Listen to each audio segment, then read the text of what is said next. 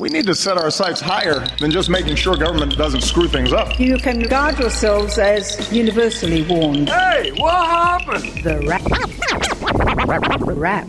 It's time for the wrap, where we say it properly, Patricia, revisit some of the biggest and some of the most underreported stories of the week. Joining me tonight is Herald Sun columnist and blogger Wendy Toohey. Hi. Hi. Might need a glass of wine to relax. Well, it's Friday night. I'm a bit excited. I think it's Harper Lee. I blame Harper Lee. It is exciting. And the CEO of the Australian Women's Chamber of Commerce and Industry, Yolanda Vega.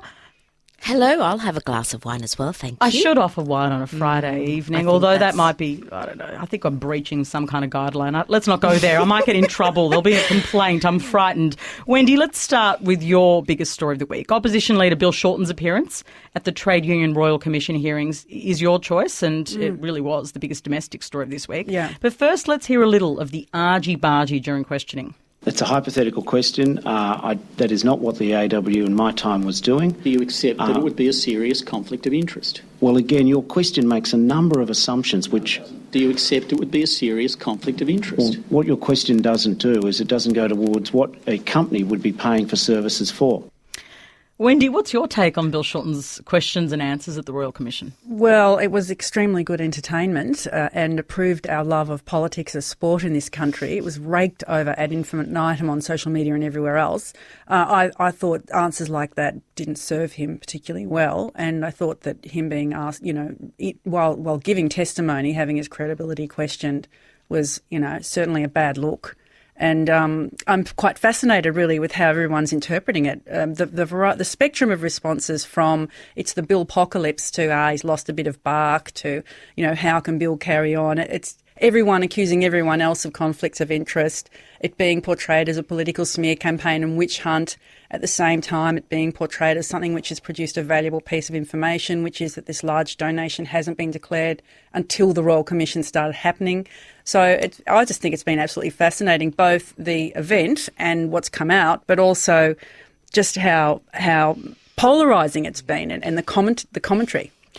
Do you think I'll just follow up with a question to you. Do you think he'll survive it?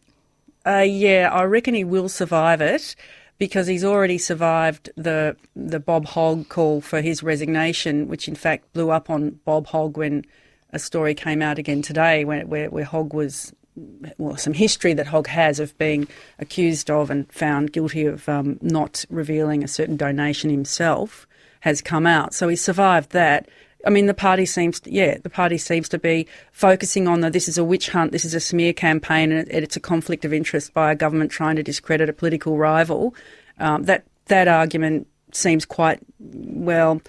I don't think it's not strong enough. I don't think Bill Shorten will get scalped for it, but he definitely has lost some skin. Yeah, there's no doubt that he's lost some skin this week. Yolanda, how do you think the opposition leader handled himself?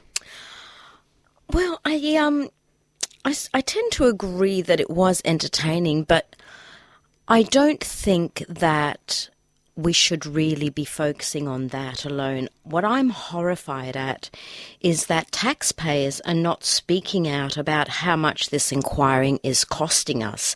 I mean, $61 million to ask a couple of questions about a potential donation, which we hear about every year with every government in every state. There's always issues about donations, and I really don't understand what it's going to, what the consequences are going to be. What are we going to achieve from this? These royal commissions seem to spend so much money, and then at the end of the day, nothing changes. I mean, how many more royal commissions can we look at, and how many more stories can we read about donations not being declared by governments and politicians and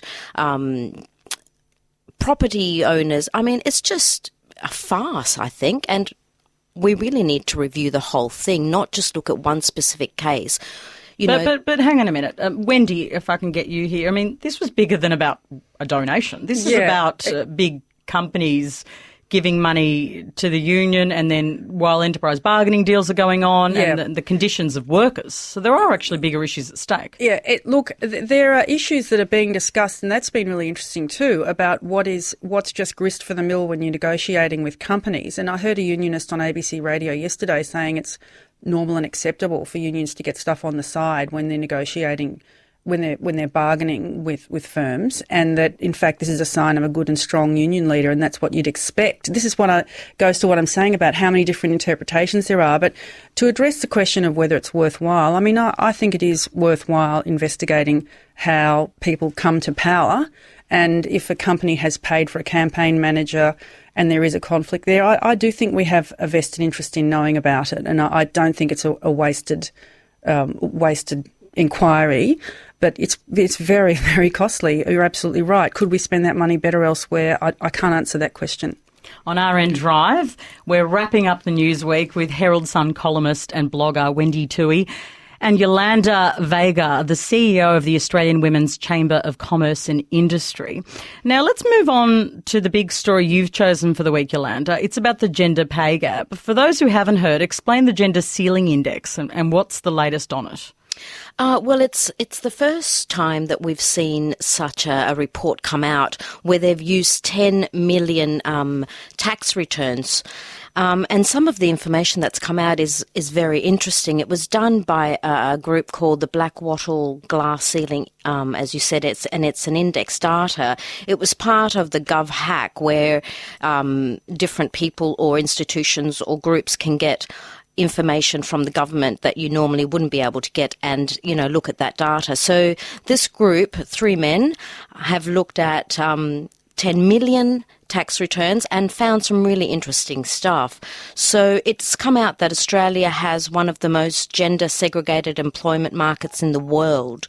The pay gap is increasing, in fact, rather than flattening out, which is, very disheartening, considering that we are a first world economy and we have been talking about this issue for many years. And Susan Ryan put it into legislation more than 30 years ago. So even though it's a law, we don't seem to be adhering to that law. So some of the really interesting facts that came out, which I was, you sort of laugh and cry at the same time. There has to be laughing at the same time just to get through it. Because, people say to me all the time, and I get, abusive emails from men saying you don't know what you're talking about. Well, that's great that I don't know what I'm talking about. Please give me the data that shows that what you're talking about is fact. But one of the things that shows in this report is that the female-dominated occupations, when we're talking, 98% are women, the few men that are in those occupations are still getting more money than the women. So male midwives, for example, are 5 times more likely to earn $16,000 on average more than the women, even though the industry is majority women. That is incredible. Wendy, what do you make of that? I am so pleased to have found you, even virtually, Yolanda, because it makes absolute sense to me now. All the gender pay gap deniers I am constantly bombarded with every time I write about it, and they're so angry and they're so insistent that they're right, and women don't want to do the jobs that pay more, and they definitely don't want to do the dirty or dangerous jobs, and that it's a myth and it's trumped up, and yet there are figures from the time women leave university. Yeah. It's all documented, and yet I'm really surprised that there is such a vociferous lobby trying to undermine that fact. Yeah, I'm not sure if they're trying to undermine it. Well, they probably are, but I think it's based on ignorance, because when I get these sort of emails and very aggressive phone calls, I'm always asking the same question. Well, if I am wrong and if what I am saying is incorrect, please give me the correct information so I can rectify my sing-along. None of them have been able to do that. So they claim that the research is incorrect because, women go off and have babies, which seems to be a crime in this day and age. It's so inconvenient. Yes, or as you said, they're in lower paid jobs and therefore the wages are different. But what's really interesting is that an international research report came out recently that said that there are now more women in Australia, in America, Canada, so the first world economies, there are now more women that have PhDs. And those women are getting the same pay as the men that have a BA. So it seems that we have to work, an extra 10 years educating ourselves in order to be treated equally as the male brain, because everybody knows that when you have a baby or when you put lipstick on, your brain soothes out of your ears. So it's interesting also to note that lawyers, and on the point that you made, Patricia, we now have more women graduating from university, including lawyers, and yet they're not lawyers, $83,000 more than their female counterparts. Do you think it has anything to do with what's been called the enduring male breadwinner model, where the assumption is that men need to earn more because that model still exists where they're likely to need to be the breadwinner? I think that definitely plays a role in it. And I was talking to one of my members today, and she was saying, yes, well, when I went up to my boss prior to starting my own business, he said to me, well, you don't need a car and you don't need a pay rise because your husband is X, Y, and Z, and that should be enough for you. So I still think there is that archaic mentality that, the white prince will come along, as all the Disney movies show us, and we won't need to worry because as women, we will have somebody else to take care of us. So the boss, who, the majority in these big corporations, these chairmen and board members are, all dinosaurs, they're still having the same thoughts. Well, the wives will be fine, the girls will be fine because they've got a bloke to look after them. Now, I'm just going to cut in now because on the wrap, we're not giving enough time.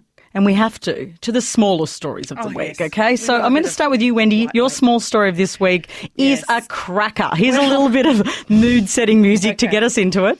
A spoonful of sugar helps the medicine go down, the medicine go down, medicine go down. Just a spoonful of sugar helps the medicine go down in the most delightful way.